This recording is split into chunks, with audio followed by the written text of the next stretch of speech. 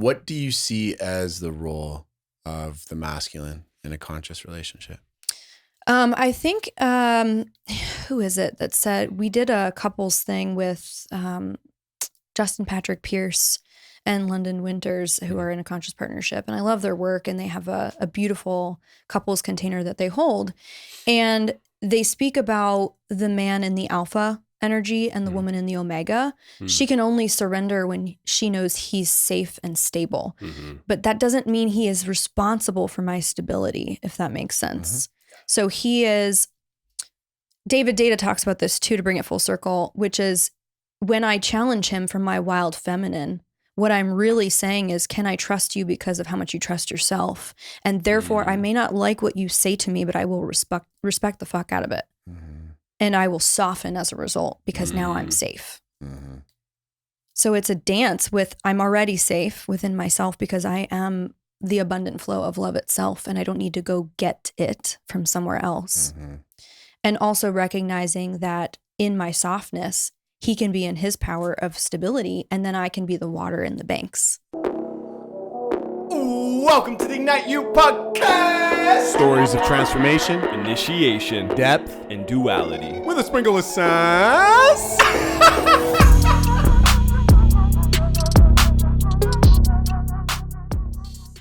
Thank you, brother. Yes. Appreciate you, Rye. You're welcome. Welcome, Keri. Welcome. Welcome Get again. that reset. Welcome. Round two. You didn't see it, but we're in round 2 right now. Technical issues pop up because we were Energetic making box. so much fire. We were fritzing technology. We were bringing the heat. Yeah. And so we're in a reset mode. But I think it was for a beautiful reason, as it always is. So I'm curious, Keri, just to kick things off, what are you most excited about in life right now? Divine partnership. Like Jake and I are just in a really juicy space. Like 3 years deep into this ascension, and an ascension it has been. And it's actually, you know what? This morning, I have these intention bracelets, and a friend of mine makes them. And the first one I had that she gifted to me, I didn't choose it. It had a cross on it. That's why I chose not to wear it at the time. I wasn't ready to receive my relationship with God. Yeah. And then in my healing, I rediscovered that bracelet in my jewelry box. And then I chose to wear it because of that. And then the intention, it's like a little metal clasp, and it said the word faith on it. It fell off one day, and I found it separate from the bracelet. I thought, how weird is that? Like, I didn't even notice it was loose, or the loop had a little hole in it. And then the next thing, the bracelet broke, and I sent her a message, and I go, do you restring bracelets? Because this means a lot to me. She goes, that just means you achieved the intention. And I'm like, oh, that's cool. So I've gone on, every year I've hosted a retreat to buy myself and the women that I host an intention bracelet. I sit, I meditate, I hold their name in prayer, and I ask for the word that is an intention to create space for them. And then I gift them the bracelet, and I tell them why I chose it and if it lands for them at our fire ceremony the night that we all joined together. Anyway, one of the bracelets I bought prior to meeting Jake was love. And I had it on this morning because I have a pink jacket on, and it's a pink bracelet. There you go. And I went to play with the little intention, and it burst on top of the table. And Jake goes, oh no. And I was like, no, this is great. Like, intention achieved. And I could feel, I have felt the completion of certain cycles we've been going through in partnership, and also in joining in our life purpose and what that dance looks like. Because it's no coincidence that we found each other in the work. So that just happened this morning. In fact, the beads are in my pocket right now. No way. That's beautiful. Sounds magical. Yeah. And I've never thought of that before when it comes to malas, when it comes to bracelets, when it comes to things like that, because I've always had them broken in some capacity, and I hold on to them. So I'm like, I'm going to restring this one day. But that's so cool to think of accomplishing what that piece of jewelry was supporting you to accomplish being done. Right. Cool. I'm going to throw those beads out. Yeah. Don't Cycle need 'em. complete. Exactly. But it would be interesting to go back and revisit where was I within myself Yeah. when I bought this? How did I feel Yes. in my body, in my vehicle? Yes. Like, what did this mean to Yeah. me at the time? And it's sort of like when we look back on our growth journey, we might not have many tangible results, and yet we are so changed. So changed. Things Right. feel different. Triggers don't trigger. Yeah. Right? There's just like newfound peace. Yeah. Yeah. I love that. Yeah. I love that so much. So to just give people kind of an understanding of who you are, can you just bring us a little bit into your world and what you do to support people? Because I know you bring a lot of magic to the world. Yeah. My primary focus is working with women. Yeah. My name is Keri Ford, and I call myself a somatic success coach. So I really bring together the world of strategy and executive level coaching with the somatic work, bringing women back home into their body to achieve holistic success. Because I don't think anyone really sets out to say, I'd love all the money in the world and nobody to share this life with. Or I'd really love to have the perfect partner and not have my health. Like, what does that really look like from a 360 lens? And so we explore that, and we get in the body and we play with the nervous system and work through those upper level limits so that they can serve the world in the way that they're meant to. So why somatics for you? Why did you get into that work, and what has it unlocked for you to be in the world of somatic healing? Yeah. I had an eating disorder in college. And so I found myself in the space where I was rejecting myself and not allowing there to be any room for error, failure, at least what I was interpreting, which for me was weight gain. And so I was like, that's it. I'm going to lose this weight. And I did, but from this like hyper fixation and like anxious achiever. I call it the anxious achiever archetype. And there's just no room for error. Right. And so through that journey and healing food and relationship to food in my body, I found intuitive eating, which was only a piece of the puzzle, because then it started to lend itself to my spiritual awakening and embodiment work in the body, embody, right? Leading myself back home. And I thought, whoa, women need to know peace like this, because I didn't know this was the way through. Like, I didn't know coming back to myself and coming home to my body was actually the way to heal and transmute. And then beyond that, I discovered somatic work through a mentor that was doing nervous system work with me. And I thought, oh, this is something. We can literally renegotiate trauma in the body. We can create new neural pathways, and we can change our experience of the way we live in the world and experience a sense of aliveness. Like, that's cool. And I want to help women unlock that. And so you just said all these things that I'm very, very fascinated by. Well, you and I have the fitness thing in common. Yeah, we have the fitness thing in common. The rigidity. And yeah, lots of rigidity, lots of thinking that we're wanting to mold the body into something that it isn't, all these different things, just from a different perspective. Yeah. The somatics are what fascinates me now. And so I'm super curious in your work, what are the kind of top somatic practices you work with to help people regulate the nervous system? Yeah, I created what I call the Anxious Achiever Archetype Framework. And it's with the 4 stress responses: fight, flight, fawn, freeze. And if they can learn to first be aware of the somatic expression of how that presents itself in the body at whatever level of activation it is, because obviously, like, fight response, for example, has a healthy expression, like I'm going to assert a boundary. And then it has an unhealthy expression, which looks like potentially even a posture that's lunging at somebody or physically, impacting, like, I'm going to knock this person out. That's an unhealthy expression of fight response. And so there's different levels of activation. But what I work with women on is identifying where they are within that activation and which one it is, so that we can use body-based somatic practices to come out of them. And then that helps rewrite the imprint in the body. And are these rage rituals? Are they breath work? Are they regression therapies? Are they hypnosis? Like, what types of practices do you actually go into? Timeline therapy. Okay. We don't start at T0, but we'll work around it. Yeah. We'll start at what was happening 4 hours before, what was happening 4 hours after. And we work around the edges so that we're not in the trauma vortex for too long. And then we work with pendulation in the nervous system to be able to learn resourcing for accessing both joy and fear at once, potentially, right? Two seemingly opposing cognitive things, and then dance with both. So that's just an example. A static dance and also rage release are two huge ones that I have found really pivotal for women. The allowing and the appropriation of rage. It seems appropriate right now that you're angry. How would it feel if we just explored being present with that? And then them noticing the lack of permission, even though there's no one telling them they can't release it, right? And so we work with that. But a lot of the retreats end up being releasing in that sense, which is really fun. And so I'm assuming that you've got quite a relationship with the wild woman archetype. Beautiful. I love that. Yeah. And so, you know, we work in very similar realms, and I'm always curious to ask this. When you work with such high performers, such, you know, individuals that wear so many masks, that have to be a certain way and really have to learn to you know, stand strong or you know, be the good girl or be that energy, how do you invite them into the wild woman, and how would you see that kind of progression for them?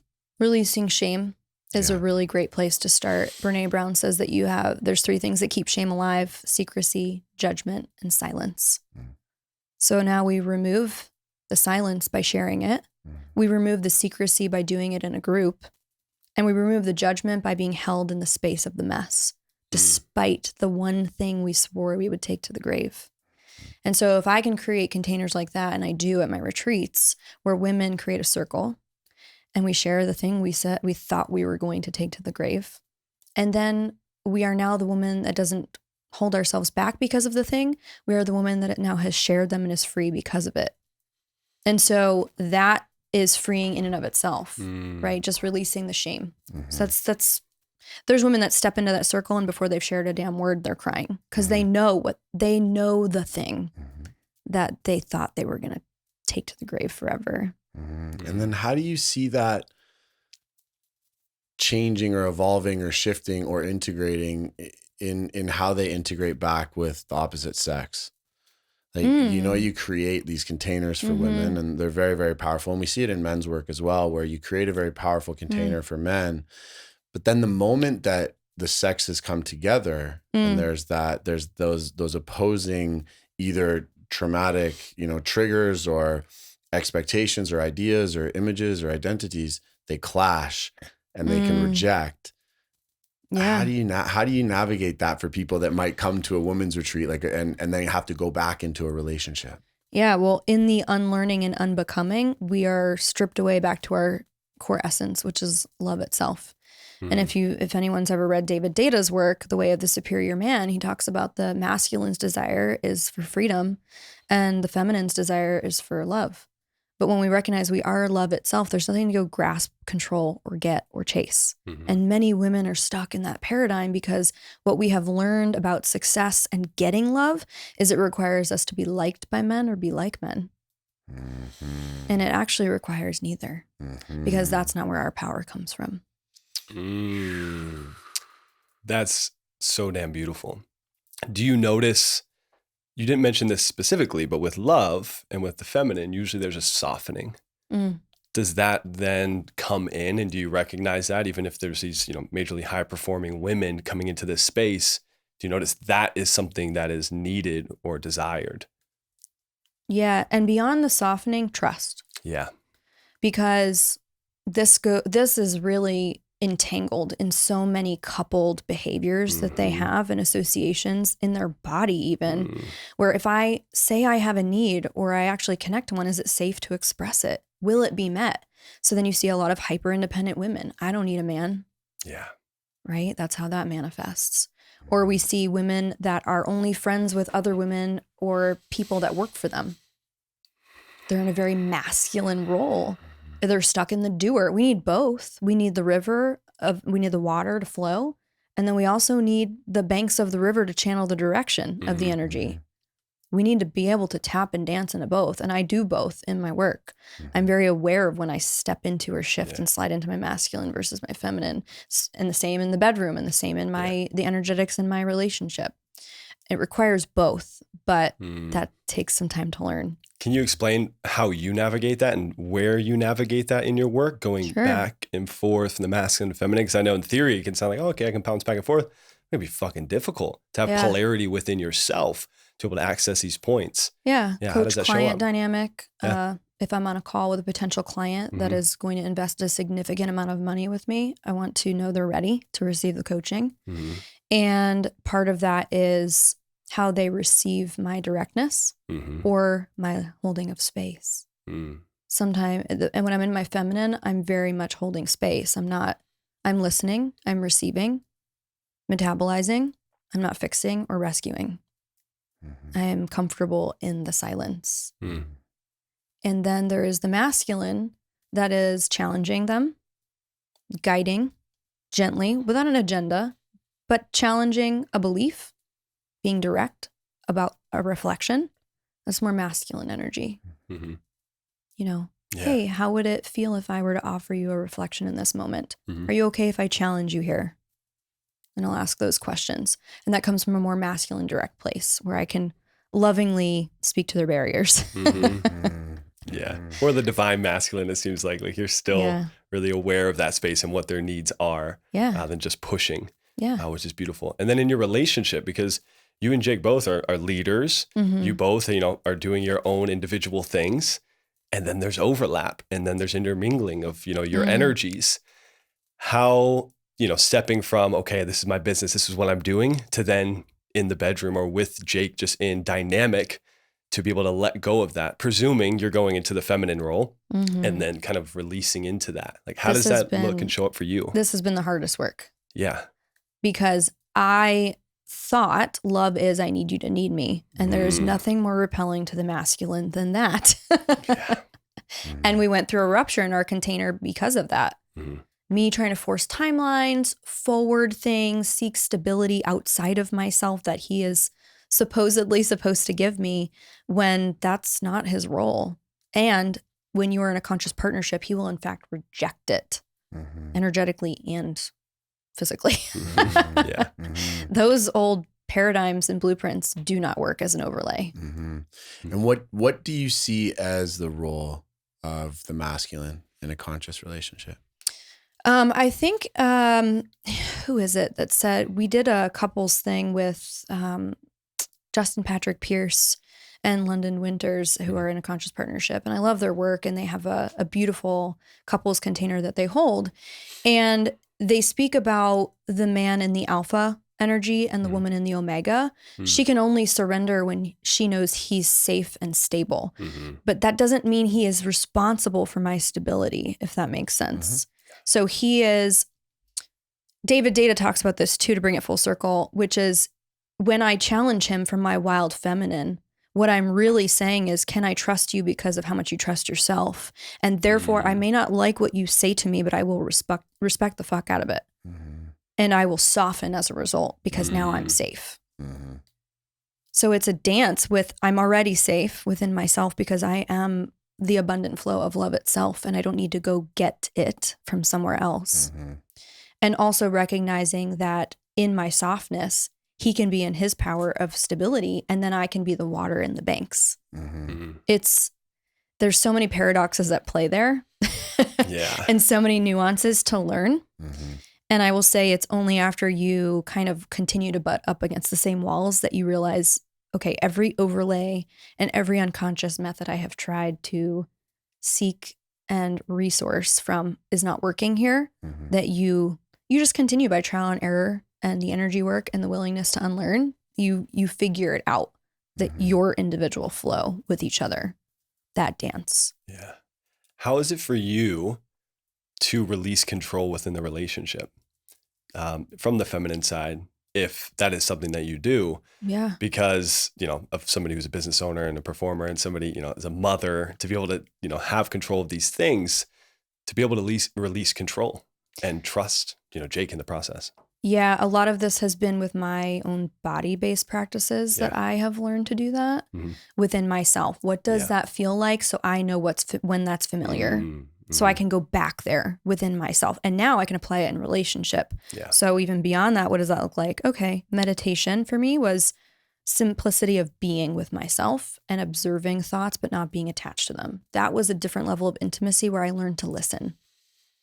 I learned to receive and to be detached, right? Which requires surrender and softness. And then there's other, intimacy practices that Jake and I have done, like in the bedroom with just energy play and just playing with, okay, how does this feel? And communicating in real time.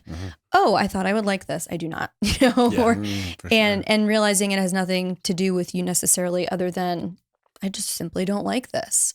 And so it's just play. You just have to be willing to explore all of those things. You're speaking our language. There's a lot of what Ryan and I talk about, and we get into, the temple arts a lot in our conversations and stuff. And that's a world that we both play in with partnership. I'm really curious because this topic can be very triggering for a lot of women, especially who ascribe more to the conventional feminine approach to being a woman, right? It's more that like independent woman energy. And I know particularly I've had these conversations with my mother, who is a very powerful woman, very masculine energy dominant woman, who gets very triggered when I talk about more of the, for lack of a better term, submissive aspects of being feminine, right? And I'm really curious to get your perspective on this, but just before I get into it, I just kind of want to lay it out. And when I say submissive, it's that passive energy that both Ryan and I believe to be more powerful than a dominant energy, right? For someone to be able to be more accepting and really to be in a receptive mode takes way more power than an individual in a dominant role. That's just kind of how we feel about it. Definitely. How do you bridge women who are so reliant on masculine energy into understanding that softening and, I say passivity, and I feel like passivity has gotten a bad rap, but passivity in the work that you do and teaching them to soften. How do you make that transition? I actually invite integration first. Okay. So there is so much rejection and self-betrayal that's prevalent, especially in the good girl paradigm that many of us grew up with, which is just shut up, sit down and do what you're told and don't have an opinion otherwise. So you question, where am I in that? And what are even my thoughts? How do I even feel about this? I've just learned to be obedient. I've just learned to follow the rules. And now I've co-signed on a life that I don't even know if it's mine. Yeah. Because I don't know where I end and you begin, and there's all sorts of layers to that. So we first identify some of that. And then we tap into, okay, let's say this controller part, right? This controller part's coming online. Let's invite that in, because that's actually a part of us that feels unsafe. That's why we're doing it. To source what? What is this for the purpose of? What is she trying to control? And then we'll just continue. Okay, because why? And then what could happen? We'll just get to the bottom of wherever their consciousness is. And we invite that in. We're not trying to create more rejection. We have enough of that. So first it's integration. Yeah. And then it's parts play. Okay. Yeah.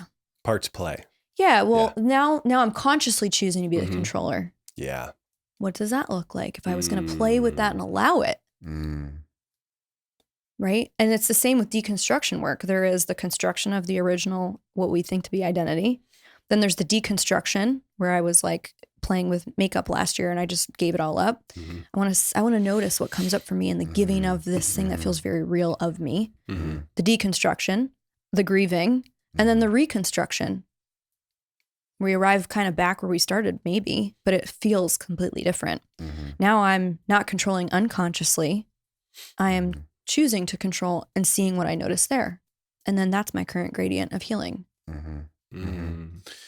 Very interesting. And so I'm going to go a little deeper into this. So there's been this, it's almost like there's been this shift in humanity where, and I'm trying to do this very tactfully because it's a very hot topic, but there's almost been this shift back to more of this, I want to say hunter-gatherer style approach to relating, where the masculine energy is taking on more of the hunting energy and the feminine takes on the fabric energy. It's like the feminine is the fabric, right? And I honestly believe that's why the feminine's been persecuted for so long, is the powers that be, you know, we don't have to go down that rabbit hole, but the powers that be realize that that fabric is actually the most powerful aspect of our being. And without it, we're kind of fucked.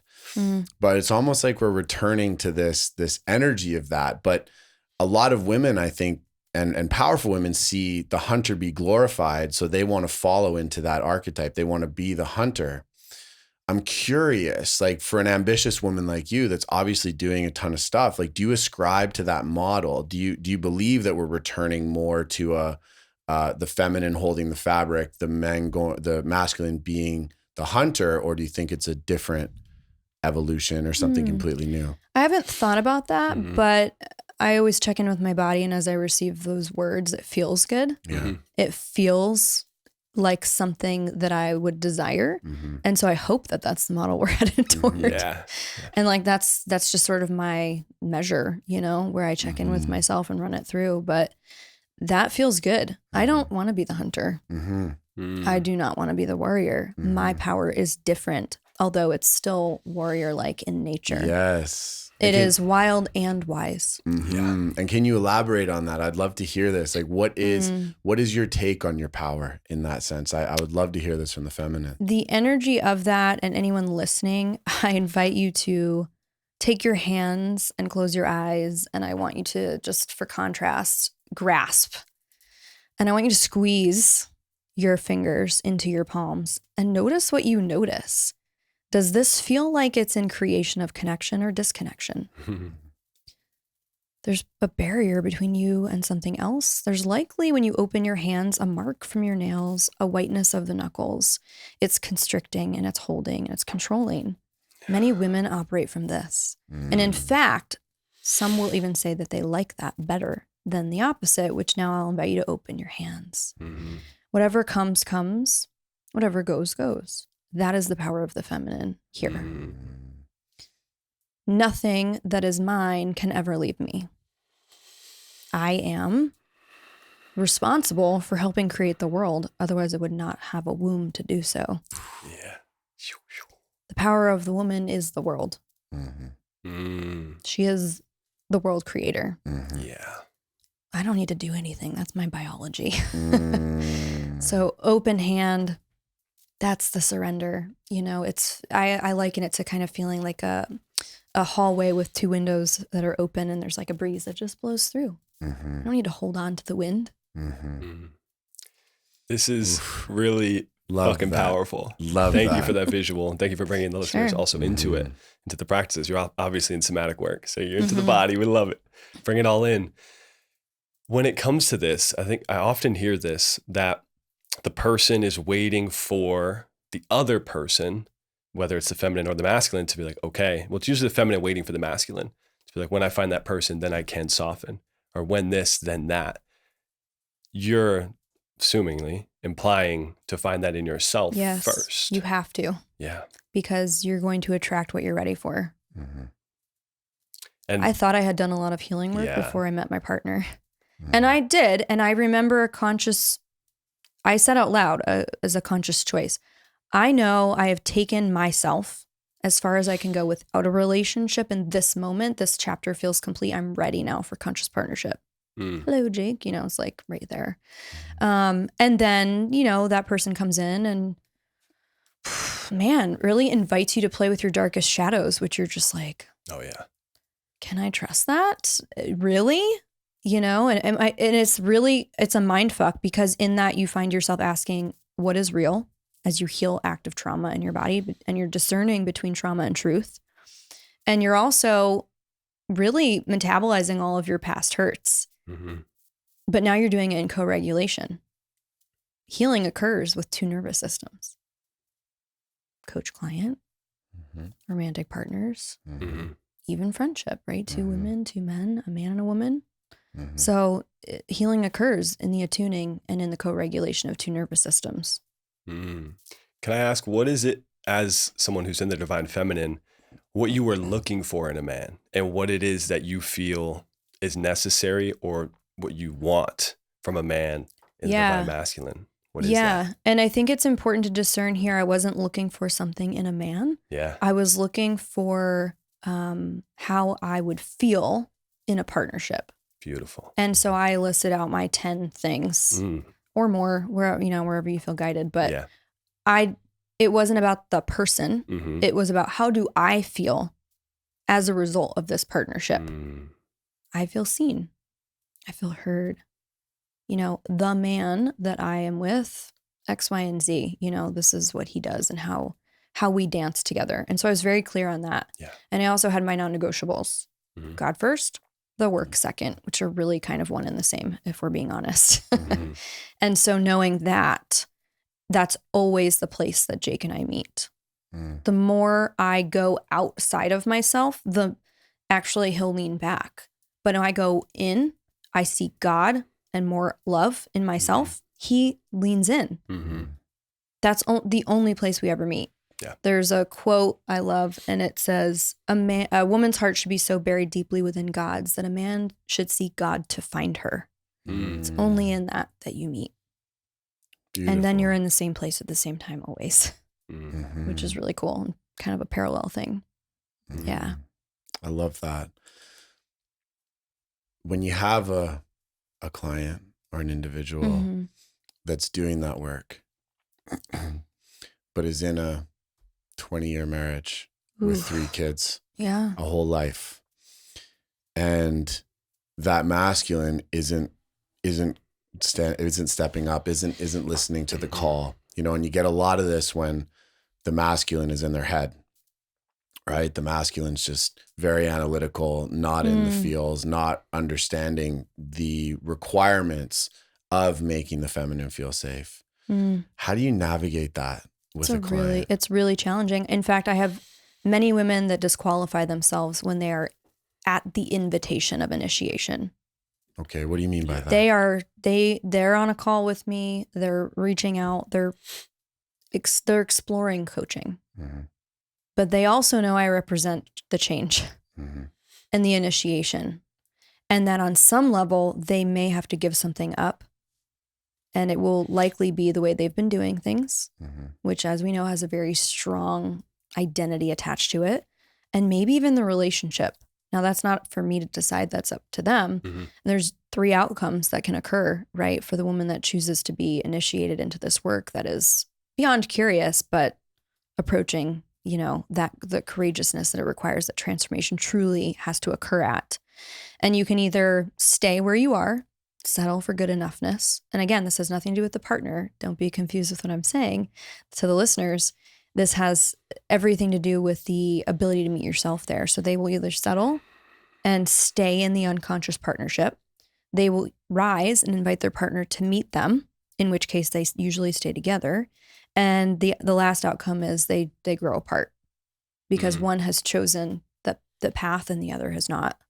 And I know people in all of those outcomes. Yeah, definitely. Every single one. And what happens when they get trapped, right? Because I see this a lot where they want to rise. Yeah. And they know that they're here to rise. Yeah.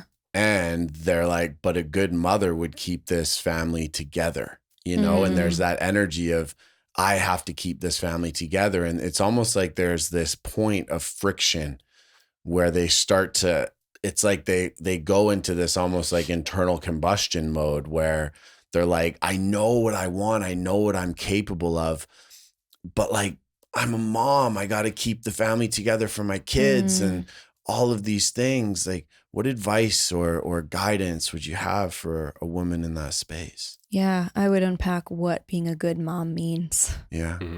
When you say mom, what do you mean? And what if that was to keep the family together? At what cost? So what you're saying based on that, if that was an actual example, is that it's either at the cost of yourself or the cost of your kids. But in fact, what if in choosing yourself, you are showing them that, what if you're giving more to them, in fact? So there's a reframe that's really available. Like, what's a different way we can look at it? Yeah. What did you have to do or show up for in the scenario? Because I know you had a divorce and you had kids with this man. Yeah. What was that for you? Was the scenario similar to what Cam's presenting? Was this something Yes. different? Like, how did you navigate that? Because Yeah. that's your real, I did not mechanism. understand what I was going through at the time. Yeah. Because it was looking back, it was very clearly a spiritual awakening. Mm-hmm. But when you first start going through that, you're basically like, what the fuck is happening? Yeah. Again, this was a path I couldn't not walk, because many people ask, how did you know? I knew enough that it was screaming at me. And if I ignored it, that's a special kind of suffering. Mm-hmm. Either way, you're uncomfortable. Choose your uncomfortable. Yeah. So I knew that it was a path I needed to walk down. The invitation was open for him to join me. And looking back, even if he had, it was not our path to be together. Mm-hmm. I'm so glad that I chose the path I did, because he's very much in the same space, which is fine. And everybody has their path with God. And like, that's his path potentially in this lifetime. Mm-hmm. But I couldn't not choose it. That whisper, that nudge does not go away. Everyone knows that whisper.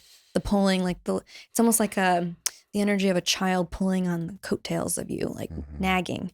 It's there. Even with life purpose, we've all been there. I didn't want to do this for my career. I knew I was called to it. That's very different than wanting to do it, because of everything it required me to give up that felt very real to me. Like what? Good girl programming, control, fear. I had to lean into faith blindly. I had to follow guidance that I didn't have any proof for. Just a feeling, just a vision from a meditation. Those have become my truth, though. Now I know. That's divine intelligence. Yeah. That's so powerful, and yet so foreign for so many people. How did you move from I think you said you had a vision in meditation. How did you move from that vision, that feeling, to actually executing on divorce with kids and all of that? Like, was it an easy process? Was it very challenging? Was it drawn out? Did you ebb and flow, or was it just like, no, I'm doing this thing, boom, boom, boom, here we go? I had been through the cycle of hope and disappointment several times. And I think by the time you're asking your friends, like, hey, is your marriage like this? What are you? And no one else is like, yeah. You're like, okay, wait a minute. So this is not what it's supposed to feel like. And many of us have not been there before. It's the longest relationship and the only time you've been married. So you're like, well, on some level, it feels like this is what I signed up for. No. And then I got to the point where I decided, if this is what I signed up for, what everybody else has, I don't fucking want it. I'm done. Boom. So I just decided, if that means I don't end up in a relationship ever again and I never get married, I'm okay with that. I've made peace. I love that. And you have to be in such a powerful place within yourself to make that. And I want to highlight that, because, I think a lot of people are very afraid of being alone. And it's really important, I think, to truly find ourselves, to truly find the life that we want to live. We got to be willing to be alone. And we got to be willing, you hear it all the time. It's like, are you willing to die for this? Like, are you willing to go all in? Right? Exactly. And you were like, no, I know there's something better. And I don't care if I'm alone the rest of my life. I'm going to try that. And I think that's something very important to highlight. And that's a mindset that a lot of people can ascribe to. And that it gives a focal point for the work. I think a lot of people go, well, where do I start? You start by getting to a place where you're at that level, because then you carry that into relationships. Every relationship you go into now, you're willing to be alone, and you're not going to settle for anything but the best. And that creates a level of curiosity, a level of play, a level of excitement, a level of release, a level of an ability to surrender to situations. It's like, it's that play you were speaking of. And I think that becomes a guiding philosophy for a lot of people. So I really want to highlight that, because that's a really powerful place to be. You get very powerful when you stop giving a fuck for the right reasons, right? Not giving a fuck life, whatever. It's like, I'm fucking here and I'm just letting go of all the bullshit and I'm going to be in my rawness. And if I'm stay there forever, I'm good. Like, that's power. That's where I arrived. Yeah. Because I knew a smaller wounded version of me would have to stay that way in order to keep the relationship, which is essentially the fawn response. Yeah. Who do I need to be to keep the peace? Who do I need to be for you to avoid conflict? I was no longer willing to do that. Or just like when it's like, Yeah. and even from a right from the masculine now, you hear that and it's like, it's like, It's like, so repelling. rise, queen, rise, like, get it, you know? And I think that's something that even a lot of men listening need to tune into. It's like, if you're realizing that you're not empowering your queen to fucking live life, you got work to do, bro. Like 100% you got work to do. So lean into that because that's so powerful. So powerful. Many of us on both sides, I think, have to learn that love is not control. Yes, exactly. Complete opposite. It's freedom. Yes. I choose to be here. And also I don't need you to be that for me. I am that. Yeah. And that's soft right there. Like even you saying that, like I feel that softness because it's like, oh, okay. Like that's power, right? It's not, it's not, I don't need a man to I don't prove. need you. Yeah. It's, I don't need you. Yeah. And I love you. Yeah. But I don't need you. Yeah. And that right there is like, oh damn. That's power. That's invitation. That's truth. So props. That's powerful. Thanks. It's felt. Yeah. I received that. So there's a lot of inspiring things about choosing yourself. And there could be people listening to this that might be in similar scenarios, settling or in a kind of scenario like, oh, fuck, like, how do I do that? What is the shadow side of choosing yourself? Because it's not often talked about. It's like, oh, I chose myself. Fuck yeah, things were great. I moved and healed and that was it. Sure. Why is it so hard? And what's the side of it that's actually challenging? You have to be willing to give up everything. Yeah. I gave up everything. And nothing that was ever mine. Friendships, jobs, a marriage, where I was living, this attachment to a fucking house. Yeah. This does not make a marriage. The picket fence and the 2.5 kids does not make a marriage. Aliveness does. Yeah. So I just chose to start living on the edge, whatever that looked like. Yeah. And it looks crazy to a lot of people, and that's why they don't do it. Your family is not going to understand you. You will have friendships that vibrate out of your reality. You will not be the same person, and so the same things will not resonate with you ever again. And there's grief in that. And that's the part people don't talk about. Yeah. Grief.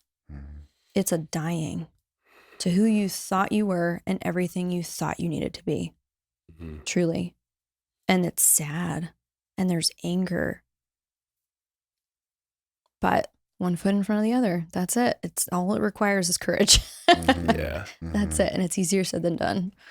Oof. So beautiful. Yeah. When it comes to grief, this is something that's hard. I mean, for me personally, there's been some things coming up in life recently that have happened that have been fucking difficult. And grieving can be such a challenging thing. But even for my partner, for instance, she had a diagnosis that caused a lot of pain and suffering, but was still just pushing through, and grieving was the hardest part of it, even though it was an obviously sad experience. But with the block around grief, it can be challenging to actually let it come through. So somatically or otherwise, how do you invite people, or women specifically, to tune into and allow grief? Yeah. If we don't allow grief, you likely will experience it like a pressure cooker. Yeah. So I found myself trying to control the releasing of grief, or how it would manifest is it seemed like I was experiencing things I thought I had let go of and healed. But it was like the actual releasing and discharging of the energy and the emotion that had been in my body. So when I controlled, I felt like I had migraines and literal stress imprints and pain in the body. I'd also get what they call ascension flu symptoms, sick, nauseous, random things that were unexplainable. I had this weird eye infection, and they're like, I have no idea. You went to the eye doctor and you're like, that's okay, weird. All spiritual stuff, right? All energy releasing from my body. I was clearing so much stuff. I literally remember saying, I choose to release this. I am choosing to allow the grief to come through, to be with what is, and to choose to release. And just our words are powerful, so we can choose that. So just simply making that choice over and over again was helpful for me when I was learning to let go. And that, oh no, there isn't more to heal here. This is just the active process of that discharge. What if it's coming up in a place that doesn't seem like it's okay to release it? This is something that often is something that comes up with clients, and people are like, oh, it didn't feel okay, so I like saved it till when I got home or when I was there. And there's a positive in that of like, oh, you didn't feel safe maybe to do it, so you wait until you had a container that you felt safe in. But there's also then the block of not allowing it to release in the moment that it wants to be expressed. What do you speak to of there? If you don't listen to the body, it will speak for you and you get sick. Yeah. It will slow you down. The body will break down. So allow it. Yeah. I mean, unfortunately, some of these like physical daily demands that are normalized in our society have to be put on hold. There were days sometimes I would just be sleeping when I was very much in the thick of a lot of the healing work. And that's what my journey required. And like, I was deeply provided for that, because that's where I was. Who? By God. By God. Beautiful. Love, universe. Yeah. And that's really interesting, because most people would think the other way, right? Most people would think, I will put the grief on hold and I'll keep working. And I think that's really important, especially for a lot of people to hear, is that you got to put your life on, well, your career or the busyness on hold to feel these somatic expressions. And people are like, well, what about finances? What about this? What about that? Those will come, and tenfold if you move it, you know? In the cycle of healing, you start to get to know that pattern in yourself. So there's the contraction, and then there's the grieving, and then there's the expansion. So you know what? I'll fucking go through the contraction and the grieving all day, because I know the expansion available on the other side. Every time I did that, I leveled the fuck up. Yeah. I had more abundance. Things were easeful. I felt better because I cleared that. It was gone. So in your avoidance to go there, you're actually creating more energy and resisting it. And can we be specific too with what you had to do? Like, did you have to cancel client meetings? Did you have to, let go of employees? Did you like what did you actually have to do to clear that space? Yeah. I said, what feels loving to me in this moment right now is staying in bed. Yeah. And I am going to sleep, and I'm going to honor my body, and I'm going to listen to it. And then I'd get like a painful client that came out of nowhere. You're like, oh, that's interesting. I don't have to do anything. But I am doing something. Yeah. I'm being with my grief. What if that's the work? Rather than let me try and show up and posture and do all the things I think I'm supposed to. I didn't have it in me at that time. And I had to be very, very honest with that. Because even if I am showing up on a client meeting, they're not really getting all of me. Yeah. That's not how I want to show up. That's not in creation to the whole woman leader I talk about. Yeah. You don't have to do to receive. That's so fucking beautiful. Be, do, have. Yeah. What about, and these are my favorite topics, play and pleasure. Where does this come in? Especially when it comes to healing. It's less talked about. But I will where does it come in say for you? this has been probably one of the harder parts for me to heal. Because, you talk about women being in their masculine or stuck in a fawn response, thinking I need to be this fantasy, need to be the Playboy version for whoever. And then who do I attract? A lot of men that like the idea of me. Yeah. Yeah. And most of my ex-bosses were men, great men. And I often found myself trying to prove I had brains too. So I'm like, oh my God, this is a double-edged sword. And so really letting the wild woman archetype come out and tapping into primal instincts and what pleasure is allowed, that you actually have desires. And what does it feel like to speak that in the bedroom? Whoa, that was a big one for me. Actually saying what I want in the bedroom. I have no problem telling people what to do at work. In the bedroom, though, to exercise using my voice on what I actually want or what I don't like, that was a level of vulnerability I had not reached in myself at one point. And did you always know what you wanted in the bedroom and you didn't speak it, or did it manifest in you not thinking you knew? I knew and what how I did that wanted. transition? Okay. You knew what you wanted? I knew what I wanted. Yeah. Okay. And I was just, there's fear of judgment. There's shame. There's so much shame around a woman's sexuality. Sexuality it's really sensuality that we need to tap into. And what I learned was if there were no audience, if this wasn't for someone and it wasn't some fantastical version of you, what does that actually look like? Yeah. And does that also then change in your personal pleasure practice instead of just how you navigate with your partner? Or were you always able to give yourself what you wanted in that space? No issues with the personal pleasure, but it was allowing somebody else to see me in those spaces that felt really scary because again, you're leaning into vulnerability to say what it is that you want. What if they think that's weird? What if they reject you? What if they think you're crazy? Or what if you like it? What if, and now you're fucked up. Like that was the talk track that came up. Yeah, it was like, now you're fucked up. That's the talk track that comes up. Yeah. But like, there are so many women in my sessions with clients or in our shame release circles that talk about these things that actually hold them back. When you unleash all of that, I promise you it shows up in money. It shows up in the way you serve women. Creative energy is. It shows up in the way that you can meet the edges within yourself. So, So with the pleasure and, we can get really personal here and we can also, keep things behind closed doors. But, women listening to this might have similar experiences. And I'm curious what you're open to share. What some of those edges actually were. What some of your asks actually were that felt like, oof, can I ask for this right now? Like, do I deserve to receive this? Or, is this something that I can actually bring in to my pleasure with this person? Even making a verbal suggestion was hard. So I would go all the way into submission, but not from the place you were talking about earlier, like freeze mode, almost like a functional freeze. I'm here, but I've kind of left. Or you notice you close your eyes a lot. I would do that. And I'm like, oh, I'm cutting connection. I feel too seen. This is too close. But even though you seek that, I was recognizing that open your eyes, Keri. Make eye contact. Say what it is that you are hearing between your ears in words out loud. So making a request, like, I'd really like it if. Can you do this? And then saying if you like it or not. Not being afraid to also say you don't like something. Nothing's wrong with you. We're just playing. We're just exploring. So those for me were edges. I'm trying to think about something specific. I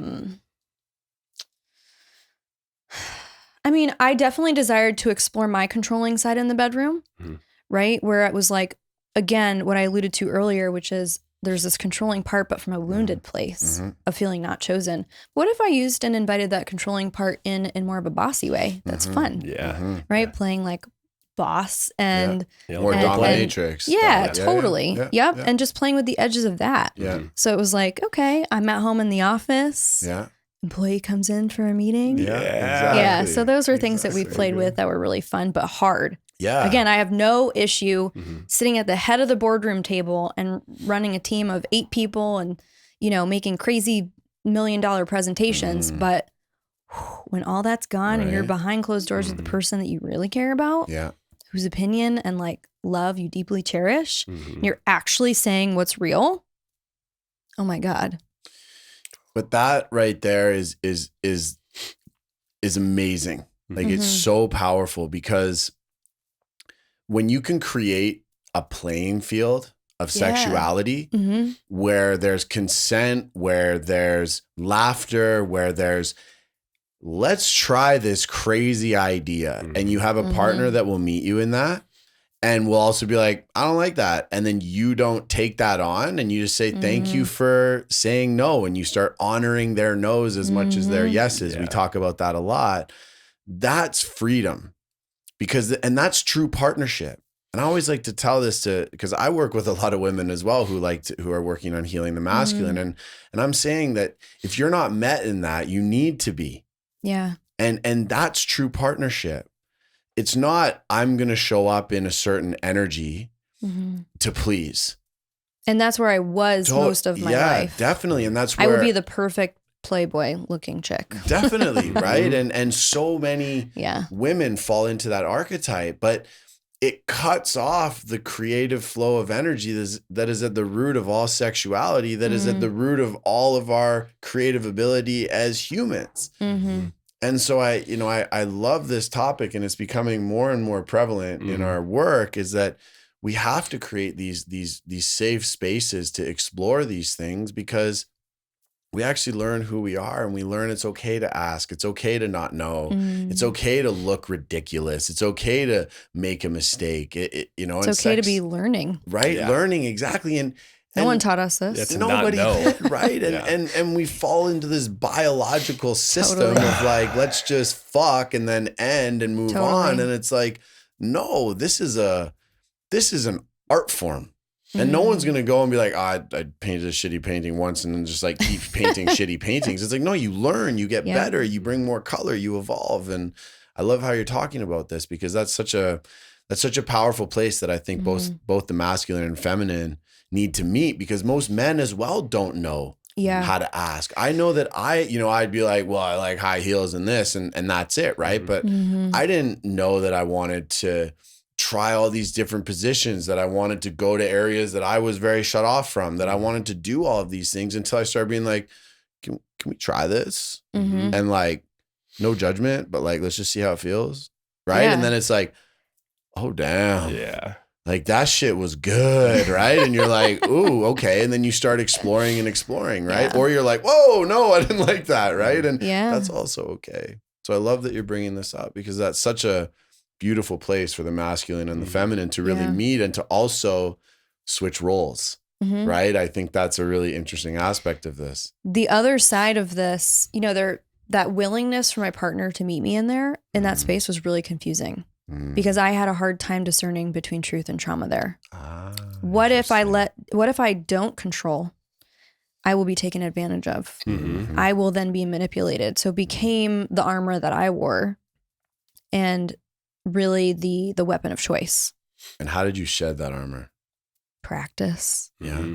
Just practice in like, how does this feel in my body when I put that down? And learning, it's kind of I always see visuals, but it's like when you see like a stray animal and you put food out, and the first time they don't come up, and then the next time they kind of get a little closer and a little closer, and they start to just create trust. And then before you know it, they're like, you're holding them, they're eating the food you've put out. But again, if you're wounded though, like if you were abused as an animal, then it's hard to trust again. So it's just learning trust in that partnership. Yeah. I won't be hurt here or taken advantage of, ridiculed, rejected. So the controller in me was a protective mechanism. How do you make sex a somatic practice intentionally? Ooh, you don't even need to touch, actually. Yeah. A great practice is exploring what intimacy feels like in your body without touching, simply by sitting and holding eye contact. Yes. So just holding eye contact, not even with the idea of becoming sexual together, but noticing what happens in the body. So Justin Patrick Pierce and London Winters, they have this sexual yoga practice, and you sit and you face each other. It's like a 2-hour-long workshop every session monthly. But for 3 minutes, you'll hold eye contact, looking at each other's left eye, and you'll hold it. And then you'll tell the other person what you need more of to feel closer to them, or what you need less of. And it's very interesting, because you literally feel yourself put your heart walls up, and then you consciously are trying to like calibrate in real time to drop them, where you notice that as you're being invited to be seen more, you are also trying to hide, and you're like, ooh, I noticed this in myself. Like, I'm wanting to run away here. This doesn't feel safe. And so just that practice alone in the holding of that and the tension, right? Those two parts that are active at the same time. I want to hide and run away, And I also want to be with this. I want to explore the depth here. So starting there is a really great practice. I mean, just in the eye gazing, the communication there. Yeah. Communicating, coaching each other. I need you to lean in more, but not necessarily physically, energetically. However, And it's so cool to feel that shift. I mean, there were times that we would get emotional. I would be crying. You would be shaking. There would be so many parts of us at play in just that practice. It was really cool. And you turned it over to a third party, which I think is really cool. You know, I think in conscious partnership, at least for me, a lot of it's just how do we relate as a couple and how do we navigate this together. But I really like that you turned it over to a third party because they're really going to push you into the stuff that you don't want to go into. Totally. And they're going to ask the questions that you're subconsciously blocking, right? And that's not even something to be ashamed of. It's just the way we operate as humans, right? And I love how you've done that in your partnership. That's definitely a code I'm taking from this as well, is to go into those with a third party guiding those intimacy experiences. That's very cool. They're a neutral guide that can hear the truth between you. Yeah. And so often in relationship, even conscious partnership, sometimes our wounds are what's interacting. So what are we really saying? A Course in Miracles says there's two truths, right? There's either an expression of love or there's a bid for love. And an expression of love is very easy to identify. What about a bid for love? What about when your partner's upset about the dishes? It's not about the dishes. Yeah. Maybe they don't feel supported or heard. Like that's an invitation to love. So you mentioned something earlier about noticing, the sexual connection, amplifying, feeling more pleasure. You're like, it directly correlates to money or business or whatever happens outside of there. For you, how is the pleasure in the play, as we were talking about in the bedroom, amplifying, getting greater, deeper, juicier? How's that showing up outside of the bedroom? Even being able to talk about this right now, there's no activation in my body. I don't feel flesh. I can feel that. A previous version of me would have been like, oh my God. Yeah. Amazing. I launched a podcast called Literally First Class. It's just solo episodes, but the tagline is less fucks, more fun. And it's just some of the episodes are, I joked, some of the episodes were on a plane to nowhere. It's just for riffing, exploring. The point is it's pointless. And isn't that the purpose of play? So many of us in this anxious achiever archetype also get stuck in who we should be and how we need to posture and be ladylike and hold it together and just show up in this pressure cooker of like, I can't let my hair down. What if you can have both? Yeah. Right. And what if everything you did that you were exploring as play didn't have a purpose? It just was for the exploration of. This is so cool because I feel like even the spiritual world's evolving here in this time. And I love this because so many people, they would see you and they would be like, okay, got it together, beautiful woman, hard worker, rocking it. Yeah. They wouldn't think about your wild side, right? They would think that wouldn't be a part of it. And they think they see a wild woman and they don't see her professional side. But those worlds are starting to come together. Yeah. And we're starting to see that you need, like, true embodiment is both. It's the whole woman. Right? It's the whole woman, it's the whole human, it's the whole spectrum of human existence. And that's one of our missions with this podcast, is to really highlight that, where you can be a boss and roll around in the mud screaming. They're not separate. Totally. And we do a lot of this stuff and we really work on normalizing it. But I just want to thank you for going with us on this journey of the full spectrum, because a lot of times people don't like talking about it. And we think that we've got an image, so we can't talk about this, or we've got this image and we can't talk about this. And it's like, no, we're coming into a place where we accept the whole fucking person. Yeah. And we accept the whole expression of that person. And that there is no box. Exactly. There's no fuck box. the boxes. Fuck the boxes. We hate the boxes. Thank you for all of you. So thank you for all of you. Exactly. Yeah. The multifaceted, ever unfolding experience. I have a mentor, and she would often remind me in the beginning of our work, what if just every day you could say, I wake up and I meet me? And so that became the permission from grace that I operated from.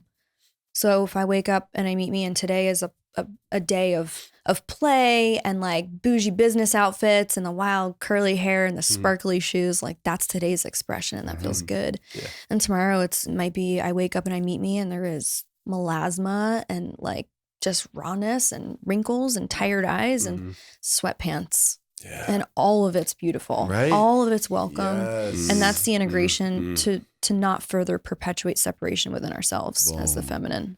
Beautiful. Yeah. Beautiful, beautiful. Mhm. Thank you for that. Thank you Yeah. for all of you. Thank you. How do people get in touch with you? Yeah. How do they come into your world? How do they learn more? I'm sure we've got about 70% are women listeners. cool. So I'm Yeah, sure yeah. a lot of women are going to reach out to you Awesome. after this. So how do Yeah. they get a hold of you? How do they connect Yeah. with I don't know when this will drop, but I am hosting a retreat in Atlanta. you? Okay. When is that? It's August 17th through the 20th. It's called Made for More. Mm. And we bring together the world of somatics and executive level leadership, which is really fun. And then also anything on Elevate with Keri, KERI.com is where you can find offerings and updates, everything from free content in my Facebook group to, paid containers that serve you. Awesome. Yeah. Beautiful. Thank you, sister. Yeah. Thank you for the Appreciate whole you. conversation Yeah. to all parts. Yeah. Thank you for journeying. Yeah. Thank So you. damn good. Mm. And as always, Stay lit.